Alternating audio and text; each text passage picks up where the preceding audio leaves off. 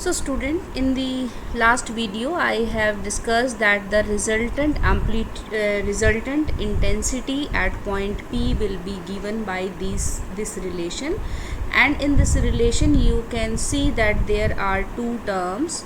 In one term you are having alpha, and in another term you are having beta. So the first term, this what it is representing, it gives the intensity distribution with alpha. Alpha means due to the single slit. So alpha, what is alpha here? It is pi by lambda into a sine theta. Okay, so this is related to theta. Now you can see that the second term, what is the second term? It is giving you the interference pattern due to all the N slit. जब आपने double slit का case किया था तो वहाँ पे कौन सी term आ रही थी? कॉस स्क्वायर बीटा आ रही थी. ठीक है, so that term was because of the interference due to the two slits, and here you are having this term for the n slit, and what it is representing? It is representing the interference pattern due to all the n slits. So now we are going to discuss the different cases. So for considering this, we are taking this term, that is beta term. तो beta term हम ले रहे हैं और उसको हमने एक variable के इक्वल पुट कर दिया, and now we have to find out the conditions for maximas, minimas, and also the positions of the maximas and minimas, and for this we have to consider this term. So for calculating the maximas and minimas, we have to take the derivation of this term and we will put it equal to 0. In that case we will get two conditions, one for maxima and one for minima. So let us discuss them one by one. So first of all we will take the differentiation of this z with respect to beta. So I think you can do it. This is v by you rule हमने लगाया है differentiation का, और इसको हमने solve किया है. बहुत ही सिंपल है. तो इसमें हमने क्या किया है, जो डिनोमिनेटर है उसका स्क्वायर कर दिया है, sine to the power 4 beta, then the first function as it is, then derivative of second minus second function as it is derivative of the first function. Okay, now put it equal to, इसमें से हमने जो भी terms common आ रही है वो हमने common ले ली हैं, और जो टर्म्स कैंसिल हो रही है वो हमने कैंसिल कर दी हैं. तो फाइनली यहाँ पे हमने sine square N beta common लिया है बाहर, और नीचे भी हमने साइन स्क्वायर बीटा कॉमन लिया है. तो ये आपकी टर्म आ गई है ब्रैकेट टर्म. तो ये cos N beta over sine N beta, ये हो गया कॉट एन बीटा, और ये भी आपका हो गया cot of beta. So this is what you get after solving this equation, and now we are going to put this equal to 0 for getting the conditions of maxima and minima. So we have put this equal to 0. So here you can see there are two terms, so either this is equal to 0 or this is equal to 0. So hence either this term, bracket के बाहर वाली जो term है, either this is equal to 0 और this is equal to 0. So now we are going to discuss these two conditions one by one. First of all we will discuss this condition. Okay, so first we will consider this condition and discuss the what will be the maximum and minimum values corresponding to this. तो अब देखो बच्चों, sine N beta over sine beta it is equal to 0. So this term gives either maxima कब हमें मिलेगा? जब जो denominator है, डिनोमिनेटर में क्या है आपका sine beta it is equal to 0. अब देखो बच्चों, ये जो टर्म है, इस टर्म, ये जो sine N beta over sine beta, इसकी मैक्सिमम वैल्यू कब होगी? जब इसका जो डिनोमिनेटर है that will be equal to 0, और इसकी मिनिमम वैल्यू कब होगी? जब इसका न्यूमरेटर जो है that will be equal to 0. So both the condition will be discussed one by one. So first of all we will discuss the condition of principal maxima. तो principal maxima के लिए अभी हमने बोला था ना कि मैक्सिमम कंडीशन, मैक्सिमा की कंडीशन कब आएगी, जब हम इसका डिनोमिनेटर को इक्वल टू 0 पुट करेंगे। तो डिनोमिनेटर 0 होगा तो ये जो टर्म है इसकी मैक्सिमम वैल्यू आपको मिलेगी। So if sin beta it is equal to 0, so what will be the possible values of beta? It will be equal to plus minus n pi, where n it is equal to 0, 1, 2, 3 and so on. So and here sin of n beta equal to 0, अगर हम ये condition लेंगे तो आप देखोगे कि sin n beta over sin beta, अब हम इसको नॉट इक्वल टू 0 लेना पड़ेगा, क्योंकि ये इनडिटर्मिनेट फॉर्म आ रही है। और इसको सॉल्व करने के लिए हम एक बार एल हॉस्पिटल रूल लगा के सॉल्व कर लेते हैं। So when limit beta tends to plus minus N pi, plus minus N pi की वैल्यू अगर हम इस बीटा की लेते हैं और फिर इसको सॉल्व करते हैं लिमिट को, so what you will get, L hospital rule लगाएंगे, डिनोमिनेटर और न्यूमरेटर को दोनों को डिफरेंशिएट करेंगे with respect to beta. So this is what you get, and after differentiating these terms you will get this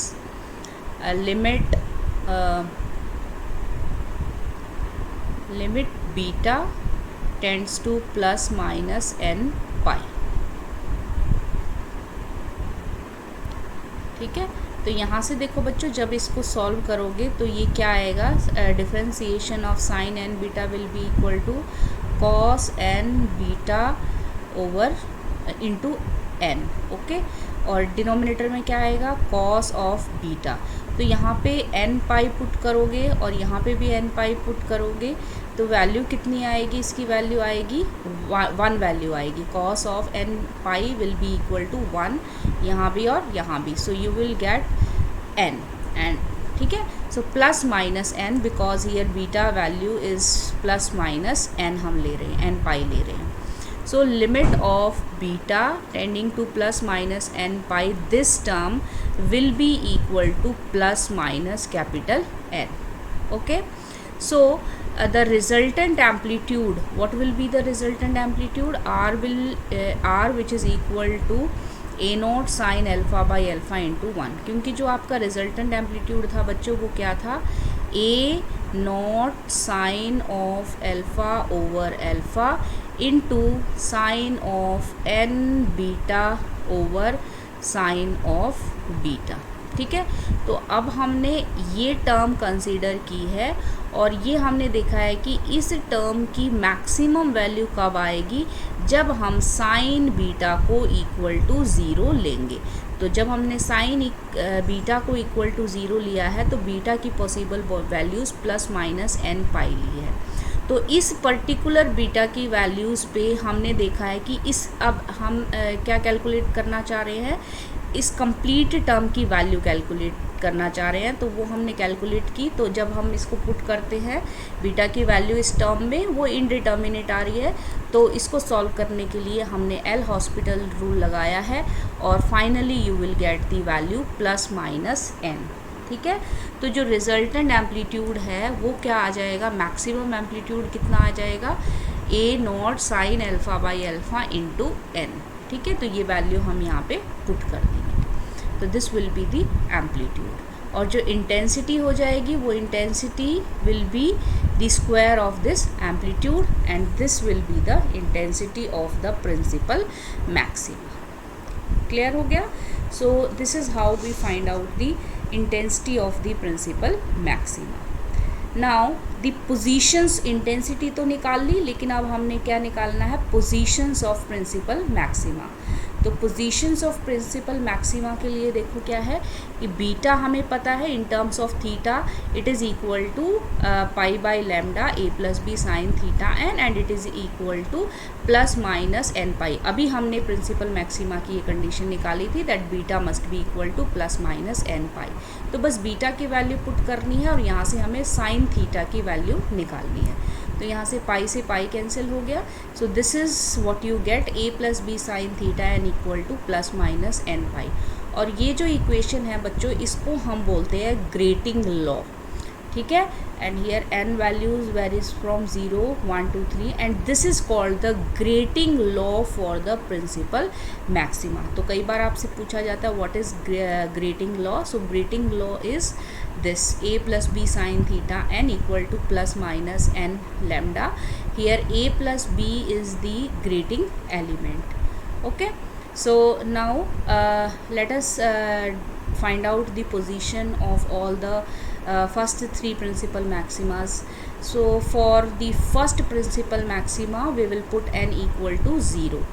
n equal to 0 का मतलब क्या है कि theta it is theta not equal to 0.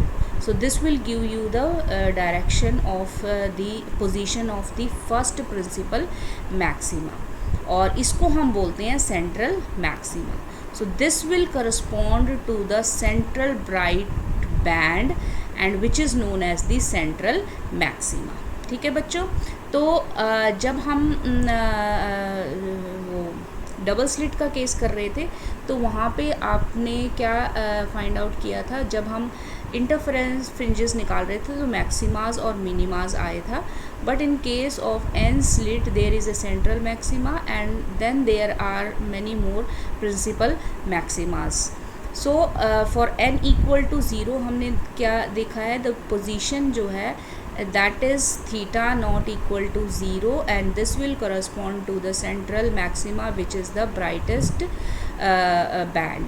And for n equal to 1, n equal to 1 के लिए यहाँ पे n को 1 पुट कर दो इस इक्वेशन में. so you will get sin theta 1 equal to plus minus lambda by a plus b. so this will give you the position of the second इसको हम ज़ीरोथ बोलते हैं बेटा, सेंट्रल मैक्सिमा, और you can call it as zeroth order principal maxima. So for n equal to 1 के लिए जो आपकी वैल्यू आएगी this will correspond to the first principal first order principal maxima. ठीक है, ये P1 आपको डायग्राम से क्लियर हो जाएगा. उसके बाद फॉर n2 इक्वल टू 2 के लिए similarly we can find out the position for the second principal maxima.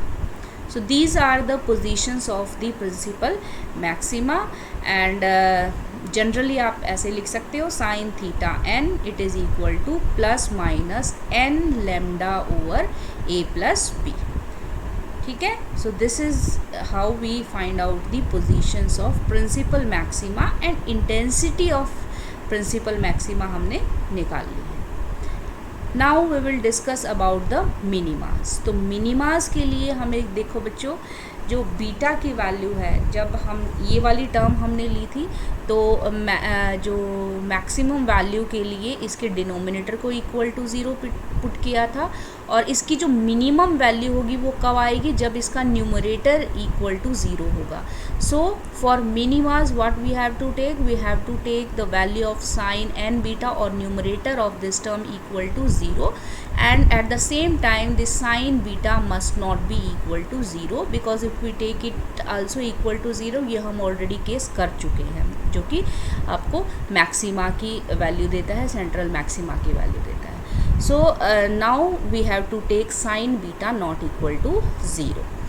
So when sin n beta it is equal to 0, so what will be the possible values of n beta?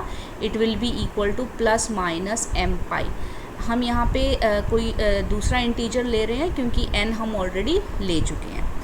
Okay, so here n is any integer value but m, ये ध्यान रखना बच्चों, m जो है ये values m की हम नहीं ले सकते. 0 नहीं ले सकते, कैपिटल N नहीं ले सकते, 2n नहीं ले सकते, n नहीं ले सकते. क्यों नहीं ले सकते? अब देखो बच्चों, अगर हम ये आपकी कंडीशन है n beta is equal to plus minus m पाई. अगर आप इसको 0 ले लोगे तो सेंट्रल मैक्सिमा की कंडीशन बन जाएगी, तो ये नहीं ले सकते, बीटा इक्वल टू 0 आ गया. अगर हम इसको n ले लेंगे, ठीक है, so you will get n beta equal to n pi. So n से n कैंसिल हो गया and beta equal to plus minus pi. ये भी कौन सी कंडीशन है? ये भी मैक्सिमा की कंडीशन है. तो 2 पाई हुआ, 3 पाई हुआ, ये हम ऑलरेडी डिस्कस कर चुके हैं कंडीशंस. कौन सी कंडीशंस हैं ये? These are the condition corresponding to the positions of the principal maximas. So we will not take these terms. So the condition for the minima is this, but along with this we have to see that the m value should not be equal to 0, n, 2n और n, ये आपने बिल्कुल ध्यान रखना है. सो ये अब इसका रीज़न यही लिखा है बिकॉज अगर हम n की ये सारी वैल्यूज़ लेते हैं तो बीटा की क्या क्या वैल्यूज़ आएंगी, ये वैल्यूज़ आएंगी and which corresponds to the positions of principal maxima which we have discussed earlier. So we will not take this terms. So finally we will put the value of beta here. Beta की value क्या है बच्चों, a plus b sin theta n and it is equal to plus minus m lambda. यहाँ हमने beta की direct value put करती है. Beta क्या है होता है बच्चों, it is equal to pi by lambda a plus b sine theta. ठीक है, तो बीटा की ये वैल्यू पुट कर दो यहाँ पे, तो ये हो जाएगा n pi by lambda a plus b sine theta and it is equal to plus minus m pi.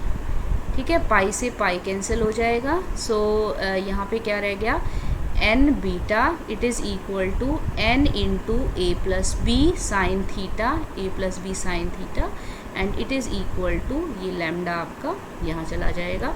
So you will get plus minus m lambda. So this is the condition for the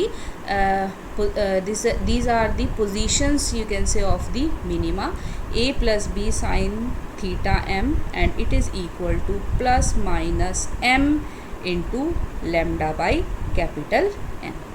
ठीक है बच्चों. So hence since m can have all integer values except this one, तो अगर मैं कहूँ कि कितने आपको मिलेंगे minimas, so how many minimas you will get. देखो 0 पे आपको एक मैक्सिमा मिल रहा है, n पे एक मैक्सिमा मिल रहा है. ठीक है, सो इन दोनों के बीच में आपको क्या मिलेगा, एक मिनिमा मिलेगा. Similarly when we go from n to 2n you will get another minima and when we go from 2n to 3n then again we will get one minima. यानी कि दो मैक्सिमास के बीच में आपको एक मिनिमा मिलेगा.